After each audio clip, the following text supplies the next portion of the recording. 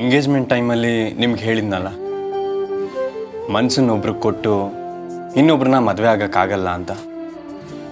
ಆ ಒಬ್ರು ಯಾರು ಗೊತ್ತಾ?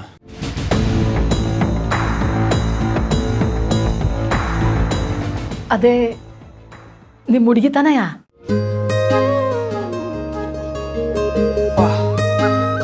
ಕೇಳೋದಕ್ಕೆ ಏನು ಸಖತ್ತಾಗಿದೆ. ನನ್ನ ಹುಡುಗಿ.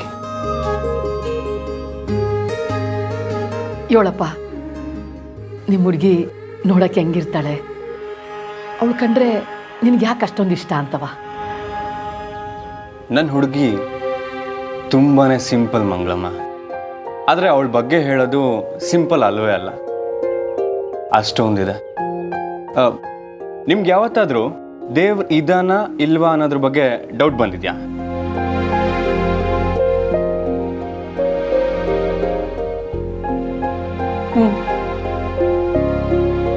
ಒಂದೊಂದು ಕಿತ ಬಂದೈತೆ.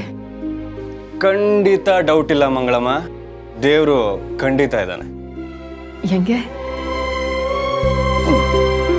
ನನ್ನ ಹುಡುಗಿ ಅಂತವಳನ್ನೇ ಸೃಷ್ಟಿ ಮಾಡಿದಾನಲ್ಲ.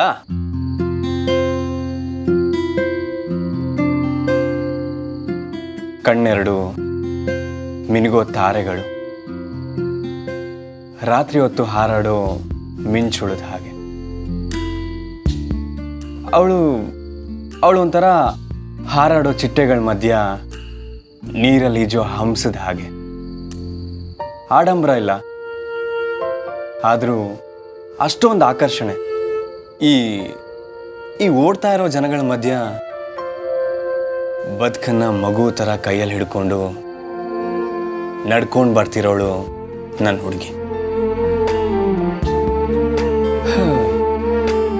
ದಿನೇ ದಿನೇ ಪ್ರೀತಿಲಿ ತುಂಬ ಮುಳುಗ್ತಿದ್ದೀನಿ ಏನಿಸ್ತಿದೆ ಯಾಕೆ ಮಂಗಳಮ್ಮ?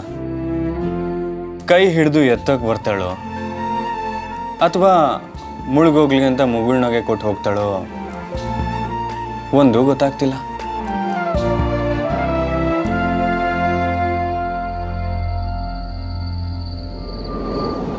ಒಳ್ಳೆ ಕವಿ ಥರ ಮಾತಾಡ್ತೀಯ ಕಣಪ್ಪ.